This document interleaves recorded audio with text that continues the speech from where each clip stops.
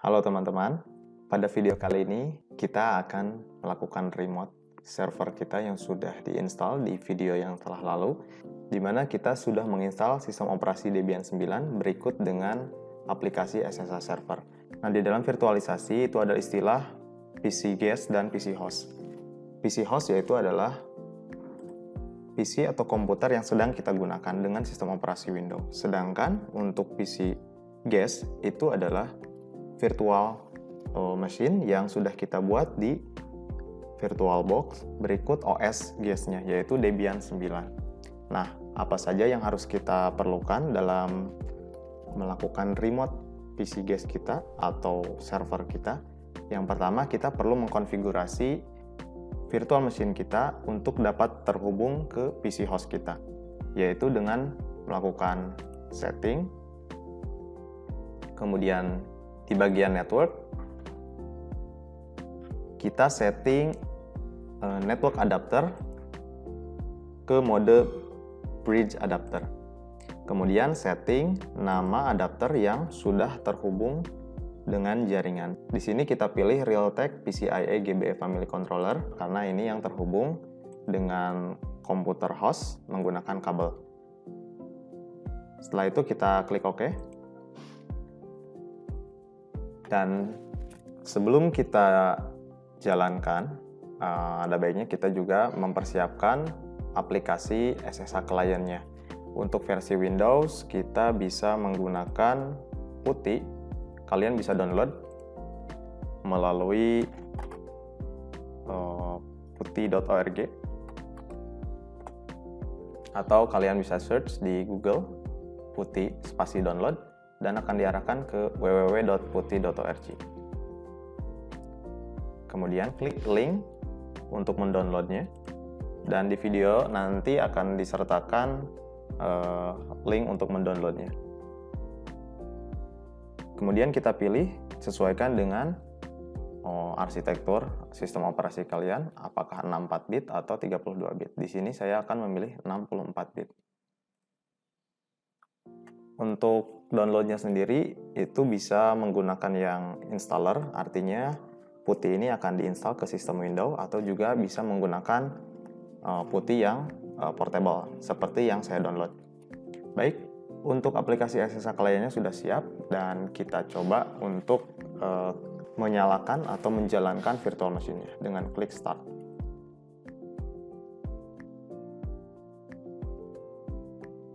Dan kita sudah sampai ke bagian login sistem operasi Debian. Kita masukkan username yang telah kita buat. Kemudian masukkan password yang sudah di-set.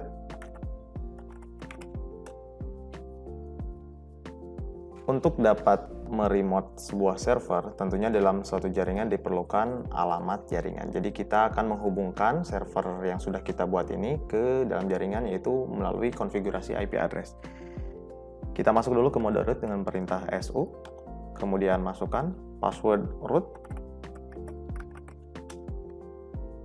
dan selanjutnya kita konfigurasi IP address dengan perintah nano /etc/network/interface. Nano adalah perintah editor, kemudian file konfigurasi IP address berada di file interface. Jadi kita akan mengedit file interface yang berada di direktori network dan direktori etc. Tekan enter. Kita sudah masuk ke editor nano, dan selanjutnya kita set IP address secara statis.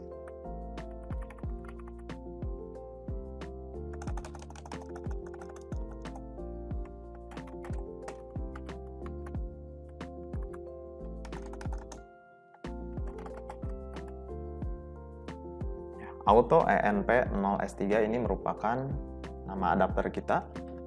Kemudian kita rubah inet yang settingan DHCP ke static. Kita masukkan IP address-nya dengan mengetikkan address.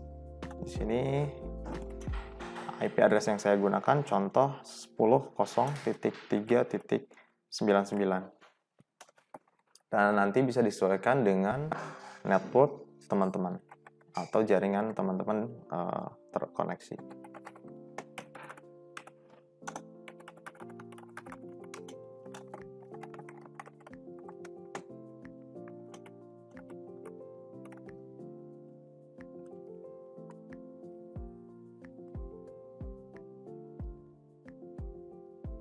Nah, silakan untuk memasukkan address, kemudian netmask, dan juga gateway.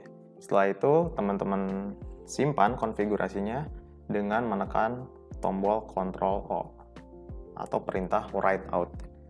Kita tekan Ctrl O, kemudian berikan nama file. Karena file untuk konfigurasi IP address ini bernama interface, kita tidak perlu merubahnya, cukup tekan enter. Konfigurasi telah tersimpan, kemudian tekan Ctrl X untuk keluar dari editor. Ya, setelah selesai mengkonfigurasi IP address, kita setting juga DNS untuk atau alamat DNS untuk virtual machine-nya dengan perintah nano/etc resolve.conf. Kemudian ketikkan name server. Name server diikuti dengan alamat gateway, kemudian bisa ditambahkan lagi name server. Misalkan mau menambahkan alamat DNS yang lain. Contoh di sini 888. Setelah selesai, seperti biasa kita simpan dengan menekan Ctrl O, kemudian enter, kemudian Ctrl X untuk keluar editor. Nah, sampai sini konfigurasi IP address dan alamat DNS sudah selesai. Tinggal kita melakukan restart pada service networking dengan mengetikkan /etc init.d networking restart.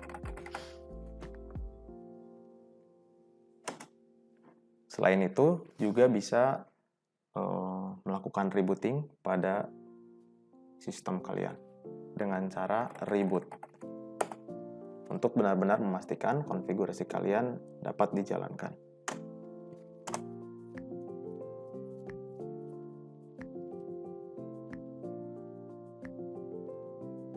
Setelah kita melakukan konfigurasi pada IP address dan melakukan restart pada servisnya, kemudian kita cek IP address yang sudah kita set dengan perintah IP spasi A. Ya, di sini tampil untuk adapter ENP0S3 sesuai dengan IP address yang sudah kita set. Setelah itu kita konfigurasi IP address di PC host dengan cara membuka settingan network, kemudian change adapter option, kemudian pilih Ethernet atau sesuai dengan network adapter yang terhubung ke jaringan. Kemudian klik kanan, Properties. Kita set di IP version 4. Kita set satu network dengan PC guest kita atau virtual machine kita, yaitu 10.0.3, dan kita harus membedakan dengan IP address VM kita. Di sini contohnya saya akan menggunakan 10.0.3.200. Kemudian subnet mask sesuaikan dengan network yang tersedia. Jangan lupa menambahkan gateway. Kemudian alamat DNS. Setelah itu klik OK untuk menyelesaikan setting. Kita tes koneksi dari PC host ke PC guest. Kita buka command prompt atau CMD. Selanjutnya kita cek koneksi dari PC host ke PC guest dengan cara mengetikkan ping spasi alamat PC guest kita 10.0.3.99. Kemudian tekan enter dan hasilnya replay, berarti PC host dan PC guest kita sudah terkoneksi dengan baik. Untuk selanjutnya, kita buka aplikasi putih. Kemudian pada bagian hostname atau IP address, kita isi dengan IP address PC guest atau server kita yang akan kita remote. Di sini saya memasukkan IP address PC guest yaitu 10.0.3.99. Port masih default 22. Kemudian kita cek ke settingan window, change font size only when maximize. supaya ketika di maximize ukuran huruf akan berubah. Kemudian kita klik open dan konfirmasi untuk key dari SSH tersebut. Kita klik yes untuk mengkonfirmasi.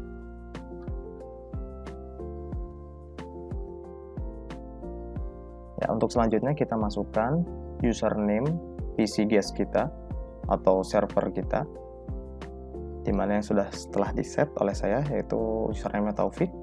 Kemudian tekan enter dan masukkan password yang sesuai. Ya, kita sudah masuk ke sistem PC guest melalui aplikasi SSH Client, yaitu Putih. Kalian juga di sini bisa langsung melakukan konfigurasi pada server kalian. Kita coba masuk ke mode root, ya, dan berhasil. Sampai di sini dulu video kita kali ini, dan sampai jumpa di video selanjutnya.